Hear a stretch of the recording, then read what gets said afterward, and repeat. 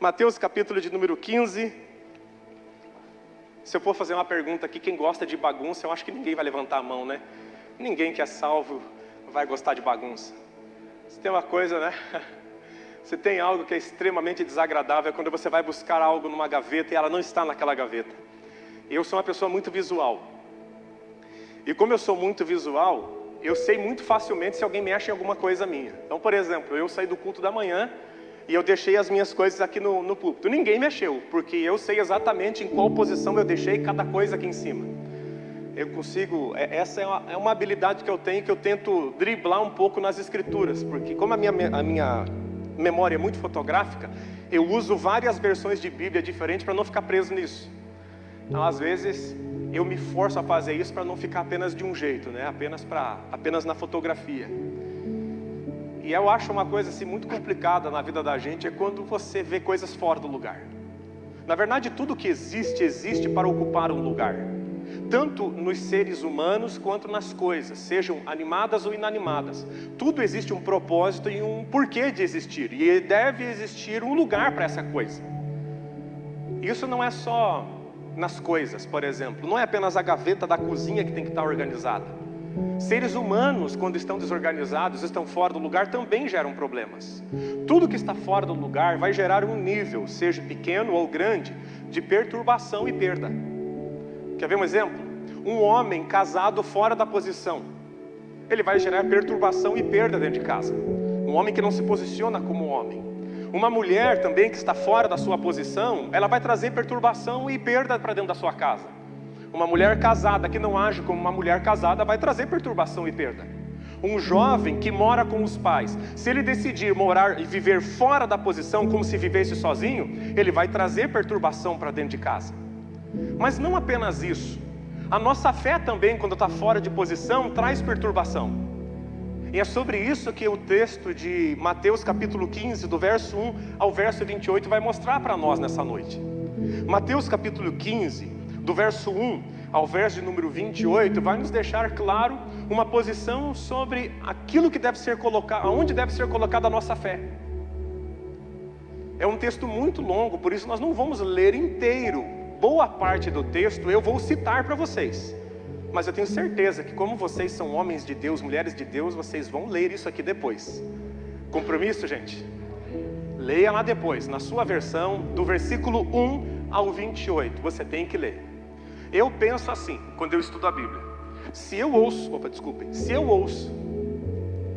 a pessoa citar 2, 3, 4 vezes o mesmo texto, eu vou lá e vou ler o texto de novo. Os antigos diziam que cada conto aumenta um ponto, lembra disso? A interpretação, ela tende a crescer. Então o que você tem que fazer sempre? Volta para aquilo que está escrito e constrói em cima. Chega um ponto que você volta o que está escrito, constrói em cima, nunca adulterando, nunca acrescentando a sua ideia. Você pode construir em cima de textos da palavra, isso chama-se hermenêutica, você vai construindo. Mas sempre que você ouve, por exemplo, a nossa igreja trabalha textos longos geralmente. Eu geralmente trabalho 4 capítulos, eu gosto de fazer isso. Hoje é um capítulo, mas são 28 versículos. Se eu for ler tudo isso, o culto acaba meia-noite e não é tão produtivo. Ninguém aqui tem uma concentração tão grande para ficar tanto tempo concentrado num domingo à noite, dia depois da derrota do Brasil, né? Quem assistiu aquela vergonha ontem? O Brasil perdeu por minha culpa. Eu nunca assisto um jogo de futebol, ontem eu fui assistir. E o meu filho ainda foi mais esperto que eu. No primeiro gol da Argentina falou, já decidi. Falei, o quê? Vou torcer para a Argentina. Feliz foi ele, né? Eu ainda fiquei com aquela esperança carnal. Vai virar, vai virar perda de tempo. Perdi tempo. Você não assistiu, você não perdeu nada. Feliz é você que não assiste jogo. Eu não assisti há muito tempo e concretizou que todo jogo que eu assisto não dá certo. Vou começar a assistir todo o jogo do Atlético a partir de hoje.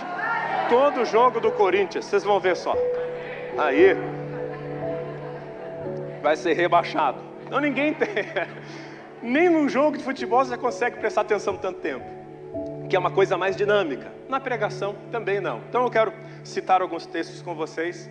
E o primeiro texto que eu quero citar é capítulo 15, verso 1.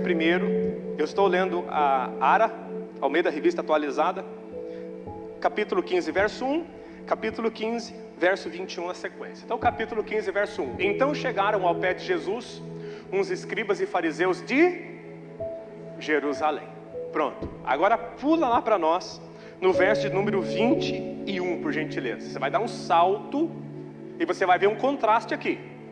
E partindo Jesus dali, foi para as partes de Tiro e Sidom, verso 2, por gentileza.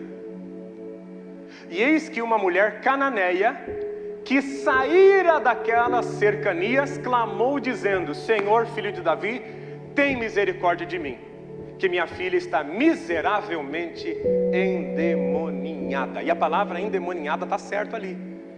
Não é endemoniada, é endemoninhada. A pessoa se torna ninho de demônios. É por isso que a palavra está colocada dessa forma. Ela identificou que a filha dela tinha se tornado assim. E o que tem a ver com o título da mensagem? Colocando as coisas no devido lugar. O versículo 1 e esse versículo 21 e 22 vão mostrar para nós dois contrastes absolutos. Primeiro, nós tínhamos dois grupos que vinham de Jerusalém. Eram os fariseus e os escribas. Os fariseus, a gente infelizmente acaba pelo uso, isso que é importante você voltar a ler os textos da Bíblia, como eles são. Pelo uso a gente acaba chamando fariseu todo mundo que é falso na fé. Mas isso não é uma verdade. Parte dos fariseus eram homens honestos, que queriam verdadeiramente a Deus. Muitos deles se converteram ao Senhor. Muitos sacerdotes, fariseus e saduceus também se converteram. Não esse grupo. No longo do texto nós vamos ver que esse grupo aqui era hipócrita. Eles eram atores, eles tinham um discurso por fora e um coração diferente por dentro. E para Jesus o que importa é aquilo que a gente faz, não aquilo que a gente fala apenas, lembra? Quem entra no reino não é quem fala, é quem faz a vontade do meu Pai. Porque naquele dia muitos dirão: Senhor, Senhor, em teu nome. E Jesus vai dizer: eu não vos conheço, eu nunca aprovei as suas obras. Então aqui vinha um grupo de Jerusalém, da terra santa, da terra eleita por Deus para ser um lugar santificado, e ainda é. Infelizmente, alguns círculos de tradição cristã destruíram essa ideia de Jerusalém ser um lugar especial. Mas para Deus, Jerusalém ainda é especial. Quando Jesus voltar para buscar a sua igreja, vai vir para buscar a gente, amém, gente? Ele vai vir para nos buscar. Você sabe onde que ele vai descer? Aonde ele vai vir? No Monte das Oliveiras. E ele vai colocar os seus pés lá. E quando ele colocar os seus pés, vai dividir em dois. E a porta da cidade de Jerusalém, a porta dourada que está trancada até hoje, ela vai se abrir e o grande rei vai entrar na cidade. E a nova Jerusalém vai ficar pousando, vai ficar flutuando sobre a Jerusalém terrena. Portanto, orem pela paz de Jerusalém, e o Senhor vai te prosperar. Isso que diz o Salmo. Jerusalém ainda é um lugar especial para Deus, Israel ainda é um lugar especial para Deus. Eles estavam vindo de Jerusalém, a terra daqueles que conhecem a Deus. Os camaradas eram fariseus, eles tinham uma regra rígida para tentar não pecar. E ainda tinha um outro grupo com eles, chamados escribas. Olha o patamar de profundidade que esses homens tinham. Eles copiavam a Torá à mão. Esses eram os escribas. Então as cópias dos escribas iam para cada sinagoga espalhada pelo mundo. Então a função deles era copiar à mão a Torá. E eles tinham uma regra rígida para isso. Desculpe. Se eles estivessem copiando as escrituras, e ali tivesse a palavra Deus, Elohim, Hashem, Adonai, algum nome que se referisse a Deus, eles paravam o que estavam fazendo, e eles iam tomar um banho ritual. Eles se banhavam, tomavam um banho, se purificavam e voltavam e escreviam o nome. Se na mesma frase tivessem duas vezes o nome do Senhor, eles tomavam 2 banhos para escrever uma frase. Desculpe, pensa no compromisso que esses homens tinham. Quem já leu a Bíblia aqui, e todos nós já lemos, nós lemos a Bíblia de 2 maneiras. Todos nós, todos. Às vezes a gente lê de forma corrida, e passa um tempo a gente volta e lê mais calmamente um texto. E parece que você fala assim: gente, isso aqui estava na minha Bíblia desde o começo, eu já passei por aqui, mas não me lembro. Porque a gente lê às vezes apressadamente. Agora pensa, os escribas, eles não liam apressadamente, eles faziam isso com calma. Eles escreviam à mão várias e várias vezes o texto da Torá inteiro durante a sua vida. Várias vezes, várias vezes, várias vezes, várias vezes. Eles estavam vindo de Jerusalém. Quem vem de Jerusalém, o que se esperava? Esses homens entendem de Deus, esses homens conhecem a Deus. Eles não leem a Bíblia, eles escrevem a Bíblia. Eles comem o texto bíblico no sentido figurado, eles entendem as tradições, eles conhecem tudo. Quando eles chegam para Jesus, o que se espera deles? 100 profecias no mínimo para jogar por baixo. De Gênesis a Malaquias, 100 profecias dizendo como o Messias nasceria, como ele viveria, como ele morreria. Esses homens sabiam quem era o Messias. Por isso que Jesus diz que eles eram indesculpáveis do seu pecado e pecaram contra o Espírito Santo por tentar atribuir ao Messias a obra de Satanás.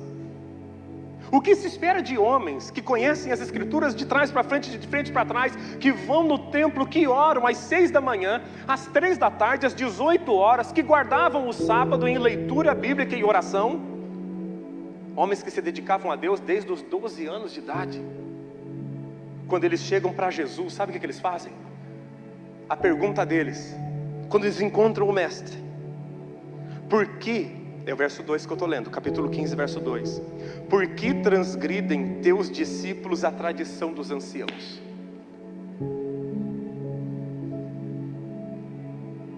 Homens que entendiam tudo de Deus, da religião, da Torá. Eles chegam para Jesus e eles não têm nada melhor para dizer para Jesus do que uma pergunta. Qual a pergunta? Por que os teus discípulos não guardam as tradições dos anciãos? Agora vamos olhar o contraste da mulher cananeia. Ela que vivia cheia de tradições. Sabe como é que era o culto cananeu? O culto cananeu, ele poderia ser resumido da seguinte forma: orgia sexual, assassinato de crianças em honra aos deuses cananeus. E essas tradições eram passadas de pai para filho. Provavelmente aquela mulher já tinha visto muitas crianças queimarem ao deus Moloque. Da onde vem a palavra moleque, que eram as crianças separadas para queimarem na fogueira, num tacho que ficava embaixo da figura do deus Moloque. Ela cresceu vendo aquilo. O pai dela praticava aquela religião, o vô dela praticava aquela religião. Eles tinham uma tradição que vinha de pais, de vós, de bisavós que vinham. Sabe o que ela fez? O que se esperava de quem vinha de lá? Imundícia, pecado, afastamento. Sabe o que ela fez? Ela se desvinculou de tudo isso. E quando ela chegou diante de Jesus, o que ela pediu? Tem misericórdia de mim. Sentiu o contraste? Da onde você esperava vir fé, veio tradição. Da onde você esperava o pecado, veio uma fé genuína. Alguma coisa aconteceu com esses homens, que ao longo do tempo a fé deles não estava mais em Jesus, estava na tradição dos anciãos. E aqui o problema era o seguinte: os camaradas vieram de Jerusalém, e eu preciso fazer esse adendo para você entender o contexto do capítulo 15. Eles vieram de Jerusalém, e eles viram os discípulos comerem sem lavar as mãos. Esse era o problema. Por que transgredis? Porque os vossos discípulos não... os teus discípulos não guardam as leis dos anciãos, pois não lavam as mãos quando comem. Esse é o versículo de número 2. O tema todo era esse. Agora nós precisamos entender o que esses homens estavam falando. Porque lá na frente, Jesus vai dizer: não é o que entra pela boca que contamina o homem, é o que sai. O que ele estava falando aqui? Não era o lavar da mão higiênico que a gente faz. Sabe quando nossas crianças vão mexer na terra, pega o cachorro lambe eles, aquela coisa toda, né? E eles vêm almoçar e eles querem pegar a comida, e você fala assim: não, lava a mão primeiro. Não é esse tipo de lavagem. É a lavagem cerimonial que eles viram que os discípulos de Jesus não faziam. Agora eu vou explicar algo para vocês. Veja, todos nós somos crentes, amém? Amém. Cremos em Jesus. Todos nós vamos ao supermercado, certo? Certo. Alguns vão assistir jogo de futebol quando podem. Assistiram lá ontem e perderam seu tempo. Nós. Você não deixa de ser crente quando você vai no mercado, certo? Não, todo mundo é crente. Só que a tua postura é igual ao que você está agora na igreja? Não. A nossa postura muda de acordo com o lugar que nós estamos. Porém, a essência de quem somos nunca é apagada. Então, eu posso ser um bom crente, ir no estádio de futebol, torcer pelo meu time e ainda não falar palavrão, não torcer de forma ímpia, a ponto de que eu continuo sendo filho de Deus, torcendo para um time de futebol. Quando eu estou na minha casa, é verão, eu estou com os meus filhos, às vezes eu fico sem camisa, rolo com eles no chão, a gente joga bola. Eu nunca vou fazer isso dentro da igreja. Lá eu tenho uma postura porque eu estou dentro da minha casa, mas o meu princípio de ser cristão continua em mim. A minha postura muda, mas ela não conflita com o evangelho. Quem entende, diga graças a Deus. Então nós temos várias posturas diferentes, porém a essência nossa é a mesma. O que os fariseus e os escribas fizeram, esses caras aqui? Olha a perturbação que eles fizeram sobre Israel. Não.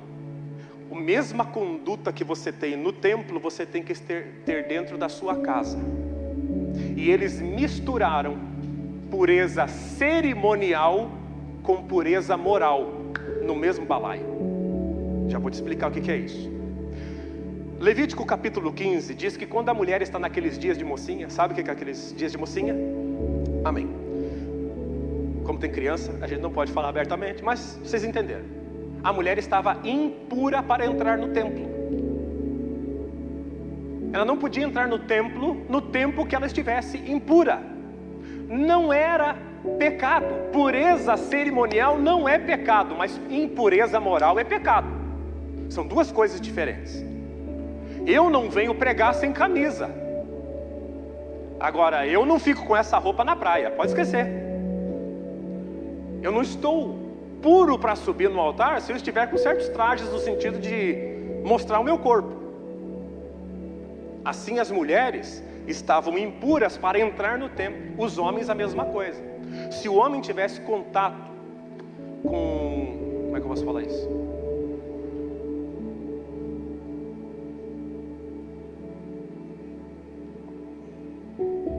É duro quando tem criança assistindo. Deixa eu pular essa parte. Quando o homem está com a sua esposa e acontece aquilo que é íntimo, quando o homem tem contato com aquele fluido que sai, veja, a gente acha a palavra, ele está impuro. Ele tinha que tomar banho e lavar as suas vestes, e no final da tarde ele estaria puro de volta, ele poderia entrar no templo. Isso é Levítico capítulo 15. Nós já lemos na nossa igreja que os sacerdotes, os homens que ministravam no altar, eles não poderiam beber nada de vinho quando eles fossem servir no templo. O beber não era pecado, mas ele não poderia beber e subir. Isso vale até hoje. Ninguém sobe no altar com um ml de álcool na sua boca. Deus não gosta disso.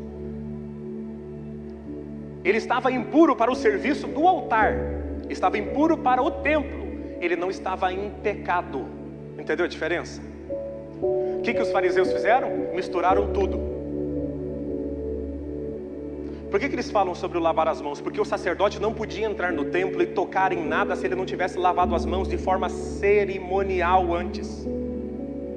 Então eles trouxeram as regras cerimoniais do templo para o convívio de Israel, e isso trouxe uma perturbação imensa sobre as famílias. Houve um problema social enorme. Por quê? E aqui que veio a perversão da religião deles. Eles começavam a observar as leis cerimoniais, e essas leis cerimoniais no cotidiano suplantaram a pureza moral. Ou seja, se eu lavar as minhas mãos, não importa se eu vou planejar a morte de Jesus depois, porque era isso que eles fizeram. Eles valorizaram tanto a pureza cerimonial, que a pureza cerimonial suplantou a pureza moral. Por isso que Jesus diz: vocês são aves de rapina, por fora vocês fazem o ritual perfeito, mas por dentro eu sei quem são vocês. Isso está aqui nesse texto da palavra do Senhor. Quem entendeu, diga graças a Deus. Versículo de número 9. Versículo de número 9, aqui no capítulo 15 mesmo, aqui no telão. A gente vai ler um pouquinho, senão você vai achar que eu estou mentindo. Brincando. Em vão me adoram, ensinando doutrinas que são preceitos de homens. E eles foram além da purificação. eles agregaram coisas. O preceito do homem era puxar a lei cerimonial para dentro de casa. Haja dentro da tua casa como você age na igreja, no sentido de postura, com as cerimônias que precisa. Em vão me adoram. Pode passar, isso. E tendo convocado a multidão, Jesus disse: ouvi e entendei. Agora Jesus vai desfazer o ensino errado que estava sobre Israel. Vai lá, por gentileza. Não é o que entra pela boca que contamina o homem, mas o que sai da boca. Isso sim contamina o homem. O que ele está dizendo? Não é a impureza. Eu tenho que trazer apenas esse contexto judaico para você entender claro. Não é a impureza cerimonial que contamina o homem, porque é lógico que todo homem que tem contato com a mulher vai ter a fruição saindo de si. É natural que toda mulher saudável vai passar por dias onde ela vai passar por aqueles dias de mocinha. Isso não contamina a mulher, não contamina o homem. Mas o que sai da sua boca, impureza moral, olha só, contamina o homem. Pode passar. Então, aproximando-se deles, os discípulos disseram: sabes que os fariseus, ouvindo a tua palavra, se escandalizaram? Pode passando. Ele, porém, respondeu: toda planta que meu Pai Celestial não plantou será arrancada. Deixai-os, são cegos, guias de cegos. Ora, se um cego guiar outro cego, cairão ambos no buraco, ou no barranco. Então lhe disse Pedro: explica-nos a parábola. Jesus, porém, lhe disse: também vós não entendeis ainda? Não compreendeis que tudo que entra pela boca desce para o ventre e depois é lançado em lugar escuso? Mas o que sai da boca vem do coração. Olha lá, impureza moral. E é isso que contamina o homem. Porque do coração procedem, olha lá, o que era a impureza moral que procedia do coração? Maus desígnios, homicídios, adultérios, prostituição, furtos, falsos testemunhos, blasfêmias. São estas coisas que contaminam o homem, mas o comer sem lavar as mãos não o contamina. Entendeu o contexto agora? Aonde se esperava vir uma fé genuína, só veio tradição de homens. E aonde se esperava uma mulher pecadora, cheia de pecado, ela manifestou uma fé verdadeira. Se você parar para pensar, esses dois textos estão em sequência para mostrar o contraste. A fé dela estava em Jesus, a fé deles na tradição dos homens. E o problema, além disso, a tradição daqueles homens invalidava a palavra de Deus. Um pouco antes Jesus vai dizer isso: as vossas tradições invalidam a palavra de Deus, porque vocês ensinam, está tudo aqui no texto capítulo 15, vocês ensinam que um jovem, ao ajudar a sua mãe, a parte do salário dele que vai para a casa da sua mãe, e aqui entenda jovem, por mais rico que seja o seu pai, uma parte do seu salário tem que ir para a casa. Mesmo que você seja solteiro, mesmo que o seu pai fale não precisa, uma parte do seu salário deve ajudar em casa, porque isso é um princípio de honra. Jesus é que vai falar isso aqui nesse texto.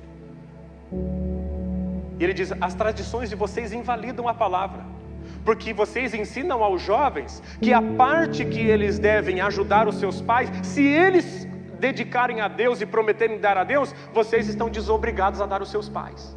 Era o corbã, era uma parte do salário do jovem que era entregue em casa. E eles ensinaram dizendo: não, se você prometer para Deus esse corbã, você não precisa dar para o seu pai. E Jesus diz: por causa disso, vocês quebram um princípio da lei, onde diz: honrarás o teu pai e a tua mãe. E por causa de vocês, os jovens que estão debaixo desse ensino não honram nem o pai, nem a mãe, estão debaixo do pecado. Aonde está apoiada a nossa fé? Essa é uma pergunta que nós temos que fazer. Sabe quando aquele barquinho balançou, que Jesus estava dormindo lá? E os 12 estavam gritando desesperados, e o barco estava sendo chacoalhado, e Jesus é acordado, e Jesus manda o vento parar, as ondas se acalmam. E a primeira coisa que Jesus fala para aqueles homens: aonde está a vossa fé? Jesus não pergunta se eles tinham fé, porque eles tinham. A questão é aonde estava depositada a sua fé. A fé daqueles homens, escribas e fariseus do capítulo 15 de Mateus, estavam sobre as suas tradições. Por isso Jesus era uma ameaça, porque Jesus acabaria com a tradição dos homens e voltaria com a palavra no seu devido lugar. Para aquela mulher cananeia, Jesus não era uma ameaça, porque a fé dela estava em Jesus. ela abandonou as tradições, como diz o apóstolo Pedro, as vãs tradições que vocês herdaram dos vossos pais. E a fé dela estava em Jesus. Alguns textos me chamam muita atenção nas Escrituras. Jesus sobe no monte, ele leva Pedro, Tiago e João e ele se transfigura lá em cima. Quando ele desce, fogo estava pegando no meio dos discípulos. Uma discussão, estavam brigando entre si. Um pai desesperado, uma criança de aproximadamente 12 anos endemoniada. E Jesus chega e pergunta o que estava acontecendo. E o pai da criança diz: o demônio toma o meu filho e lança o meu filho para matá-lo, seja no fogo, seja na água. Eu trouxe o meu filho para os seus discípulos expulsarem o demônio, e os seus discípulos não conseguem fazê-lo. E a frase daquele homem para mim é fundamental: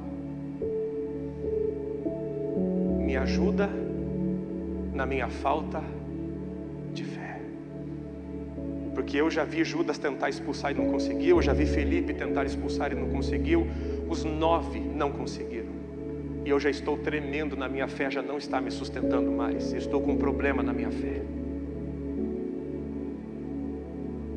Quem pode atacar pedra nesse homem? Quantas vezes a nossa fé balança ao ver ao nosso redor tanta dor e tanta tristeza, tanto sofrimento? Aonde está a nossa fé? Outro texto que me chama muita atenção é Jairo, líder da sinagoga, filha doente em casa. Ele vai até Jesus e diz: Senhor, o Senhor pode resolver meu problema? E Jesus: claro que eu posso, eu vou lá, vou resolver. Os dois vão andando para tentar curar a menina. A mulher do fluxo de sangue entra no meio, Jesus para, a multidão para. E no parar de Jesus para atender a mulher do fluxo de sangue, chegam os empregados de Jairo. Jairo, ô Jairo, não incomoda mais o mestre, cara. A menina já morreu. Deixa. Vamos embora. Vamos fazer o sepultamento. Quando Jesus ouve, ele diz: não temas, apenas creia. E é esse apenas que nós temos que trazer para a nossa fé hoje. Apenas creia. Não misture a sua fé com tradições. Apenas creia. Mas os meus olhos estão vendo que a coisa não vai dar certo. Apenas creia. O apenas crer é difícil. É fácil crer quando todas as evidências estão junto dizendo: vai dar certo mesmo, vai lá, vai dar certo. Agora, apenas crer, ou seja, eu vou crer apenas crendo. Mesmo que os meus olhos vejam que quanto mais eu oro por alguém, parece que mais longe ele está de Jesus, mas eu apenas vou crer. Mesmo quando eu oro por situações na minha vida e eu não vejo elas mudando, parece até que piora. Apenas crer.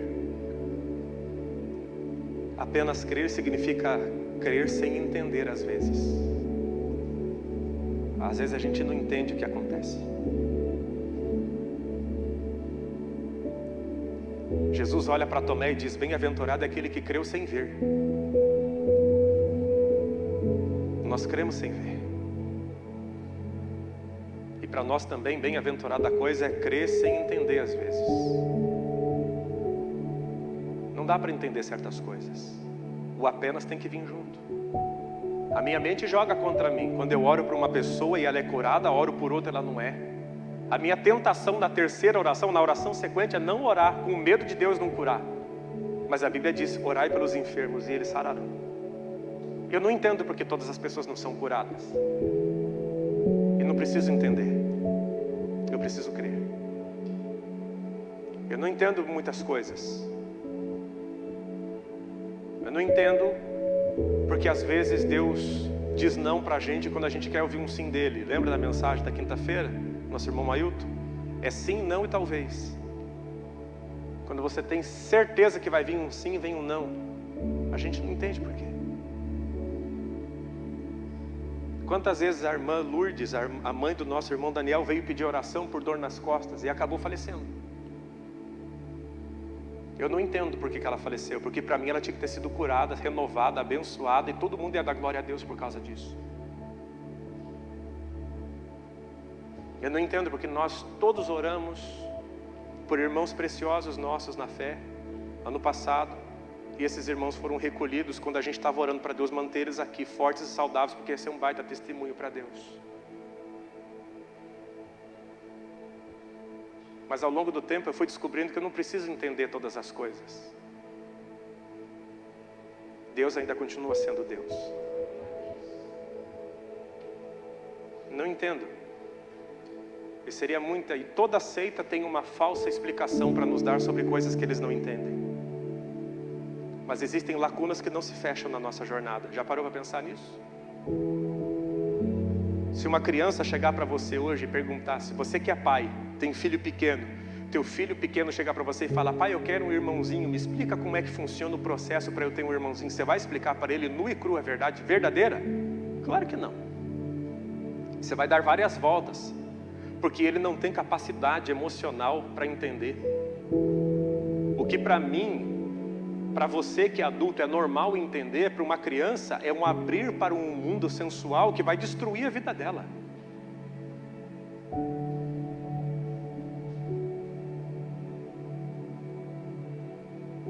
E assim acontece com a gente.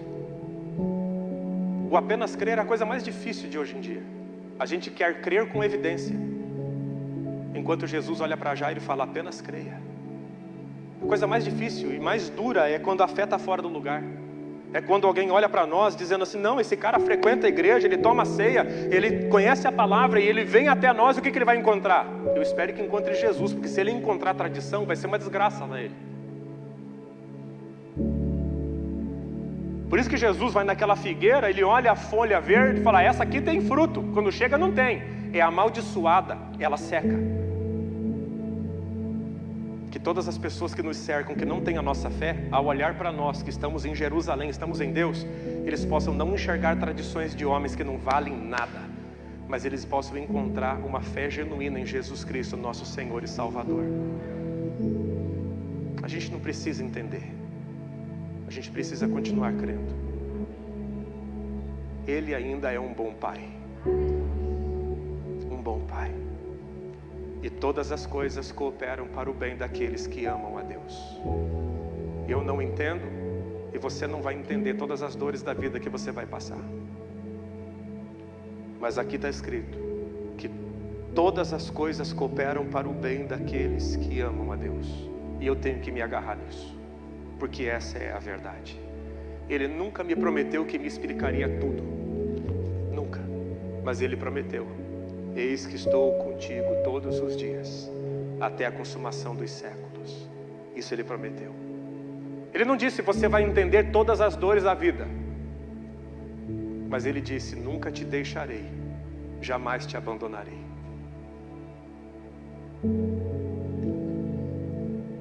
Será que a nossa fé não está cheia de tradições? Se a nossa fé estiver cheia de tradições, você pode ficar tranquilo que você vai sofrer além da conta. Se a sua fé estiver em mim, você vai sofrer. Agora, se a minha fé e a sua fé estiverem em Jesus Cristo, nosso Senhor, Ele é a rocha firme que sustenta a gente. Porque acredite os senhores ou não, as águas ainda baterão na casa, os ventos soprarão contra ela, mas quem estiver firmado na rocha vai conseguir passar pela dor. E não é isso que Deus nos prometeu? Somos mais que vencedores. A palavra vencedor para nós no português, de uma maneira bem simples, não é aquele que vence as dores. Em Cristo nós venceremos as dores, sem perder a nossa dignidade. O Anderson colocou uma foto muito interessante do joio e do trigo. E uma coisa muito interessante do trigo é que o trigo tem maleabilidade, ele se curva, enquanto o joio não. Por isso passa a tempestade, o joio quebra. O trigo não. O trigo se curva. Que eu e você nos curvemos diante do Senhor e entendamos que a gente não vai entender. Alguns que tentaram entender aquilo que Deus reservou para o seu próprio destino caíram da fé. Porque a Bíblia já diz que a gente não vai entender tudo, gente. Eis que os meus caminhos são mais altos que os vossos caminhos, diz o Senhor dos Exércitos. e os meus pensamentos mais altos que os vossos pensamentos. O dia que você entender tudo que Deus faz, você já não é homem, você já é Deus. Assim como uma criança não consegue entender a verdade do que é a concepção de uma criança, como se faz uma criança, porque ele ainda é criança. Quando ele for adulto, ele tiver a nossa capacidade intelectual, ele vai entender sem se perverter. Nós nunca cresceremos ao ponto de sermos Deus, então nós não vamos entender todas as coisas.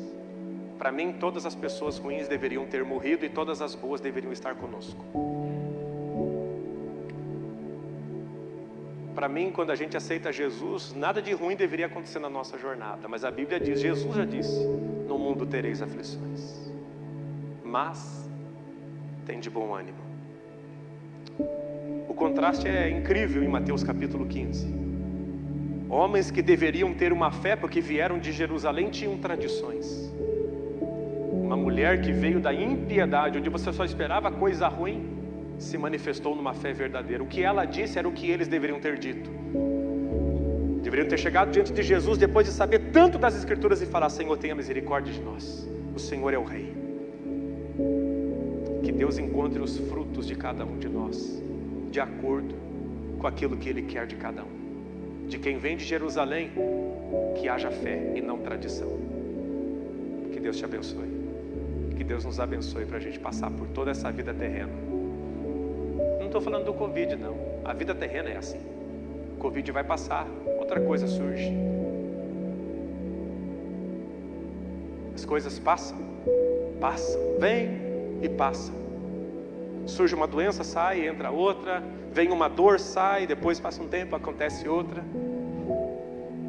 Passará o céu e a terra, mas as minhas palavras não passarão. Deus está com a gente no meio de tudo isso. E um dia Ele vai fazer como eu e você fazemos com os nossos filhos, né? Quando eles estão chorando, a gente pega o dedão, faz assim